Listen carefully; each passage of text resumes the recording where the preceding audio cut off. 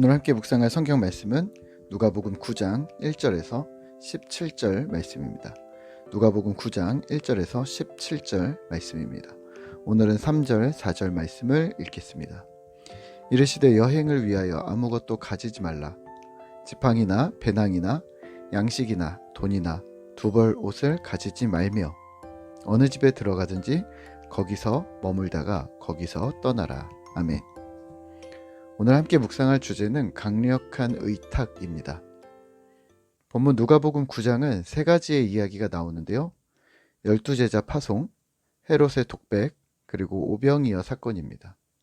오늘 저는 첫 번째 사건인 12제자 파송에 조금 더 집중해서 묵상해 보려고 합니다. 본문 누가복음 9장 1절에서는 제자들에게 예수님께서 자신의 사역을 위임하시고 파송하셨습니다.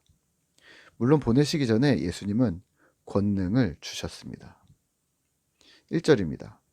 예수께서 12제자를 불러 모으사 모든 귀신을 제어하며 병을 고치는 능력과 권위를 주시고. 아멘. 귀신을 제어하는 능력, 병을 고치는 능력, 그리고 신적 권위의 일부를 주셨습니다. 제자들에게 그런 능력을 주신 이유는 그들이 할 일이 있었기 때문인데요. 하나님 나라를 전파하고 병든 자를 고치라는 명령이었습니다.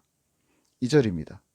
하나님의 나라를 전파하며 앓는 자를 고치게 하려고 내보내시며. 아멘.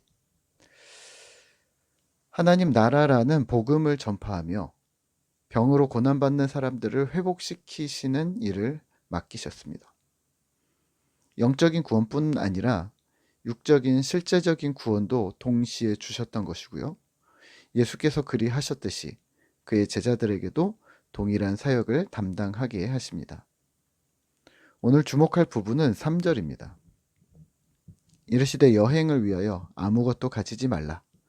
지팡이나 배낭이나 양식이나 돈이나 두 벌 옷을 가지지 말며. 아멘. 이 복음 전파의 여행을 위하여 아무것도 가지지 말라. 지팡이나 배낭이나 양식이나 돈이나 두 벌 옷을 가지지 말라. 지금 제자들을 잠시간 떠나 보내시면서 예수님은 정확하게 포인트를 잡으신데요. 이것은 유람, 진짜 여행이 아니라 일을 하러 가는 여정임을 명시하십니다. 가볍고 재빠르게 움직이면서 주의 사역에 집중할 것을 요청합니다. 편안함을 추구하거나 자신의 취향을 요구할 수 없었고 단지 목적지향적인 사역을 지금 요청하고 계셨습니다. 아무것도 가지지 말라. 주께서 책임지실 것이라는 말입니다. 아니 그래도 먹을 건 챙겨야 하지 않을까요? 여행의 용이성을 위해 지팡이라도 또는 배낭이라도 옷이라도 필요하지 않을까요? 라고 질문했겠지만 예수님은 단호하셨습니다. 아무것도 가지지 말라. 필요는 내가 채울 것이니 너희는 사역을 하라는 말입니다. 전쟁 영화를 상상해 보시면 될 듯한데요. 어떤 부대는 장비며 식량, 텐트 등등 많은 것을 챙겨 이동하는 큰 부대가 있는 반면에 게릴라전을 하는 소규모의 병력은 10명, 15명 이런 식으로 움직이는데요. 전투 무기만 들고 이동을 합니다. 필요한 것은 현지에서 조달하는 전문가들인 것이죠. 오늘 예수님께서 제자들을 파송하실 때도 마찬가지입니다. 사역에 집중하고 그 외의 것들에 대해서는 주님의 공급하심을 의존토록 전적인 의탁을 요구하십니다. 제자들은 예수님의 명령대로 임무를 수행했고 10절에서는 자신들이 하고 돌아온 일을 주님께 보고했습니다. 오늘 말씀을 묵상하며 우리는 무엇을 기억해야 할까요? 전적인 의탁입니다. 예수님께서 12제자를 보내시며 강력하게 말씀하실 수 있으셨던 이유는 예수는 하나님이셨기 때문입니다.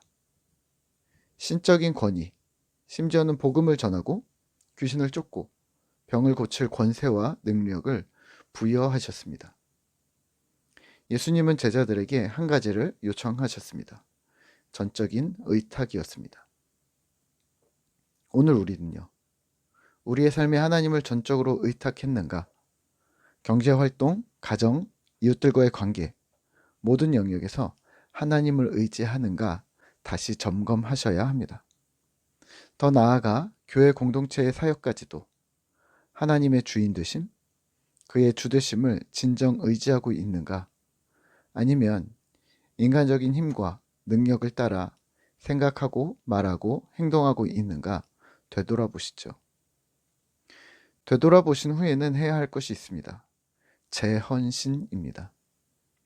전적인 의탁은 사실 인간인 우리에게는 어려운 일일 수 있습니다.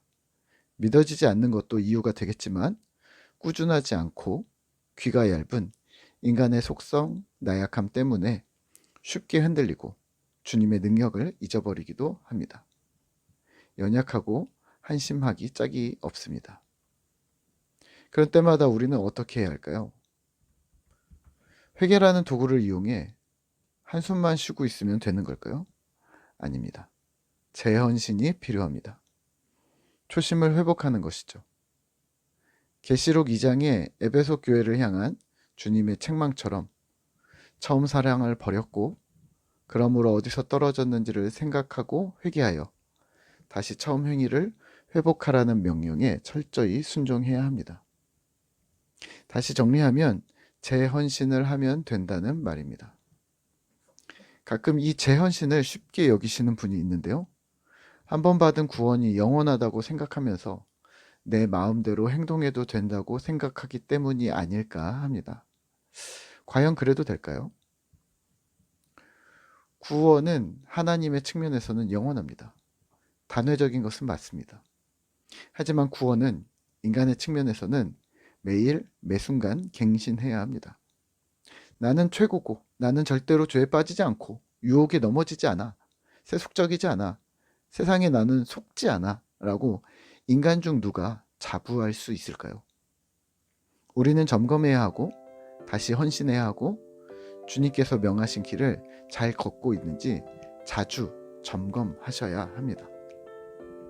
새학기 3월을 시작하며 또 한 달의 첫 주를 시작하면서 2025년의 신앙적 결단을 잘 이행하고 있는지, 그 결단을 조정해야 하지는 않는지, 인간적인 욕망이 포함된 것은 아닌지 다시 점검하면서 주님께 더욱 초점을 맞추시죠. 주를 향해 전적인 의탁을 하며 주님 앞에서 다시 초심을 회복하는 신실한 신자 되시기를 기도합니다.